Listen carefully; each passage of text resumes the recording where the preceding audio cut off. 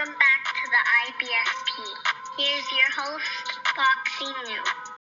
Canelo's a giant compared to Jermell. Charlo, look, let's break it down honestly and objectively as possible. And Claressa Shields is back hating on Canelo again. She states, I don't like the matchup with Canelo versus Jermell Charlo because size matter.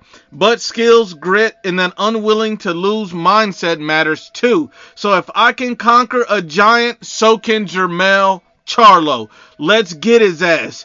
Dare to be great. Team Charlo. So clearly she's with Team Charlo. Clearly she's rooting for Jermell Charlo to beat Canelo, but she states she don't like the fight because Canelo Alvarez is a giant. It's a big size difference between him and Canelo Alvarez. This is what she's saying. Now that makes zero sense to me when you look at the statistics of both of these men. Canelo Alvarez is actually the much smaller fighter. Fights at a lot of disadvantages. A height disadvantage, a reach disadvantage, and he's naturally the smaller fighter. Jermell Charlo has the height, the reach, and the naturally bigger frame. So what do you mean he's a smaller fighter? What do you mean that this guy is a giant?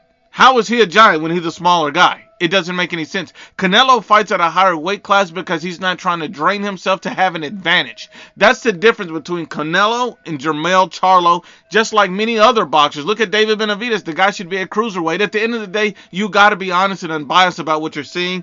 And here's the thing. This isn't the first time we've seen Claressa Shields hating on Canelo. Claressa Shields said that Canelo Alvarez should be fighting black fighters, and the moment he does, she's complaining about the size difference, even though the black fighter is bigger than Canelo. Make that make sense.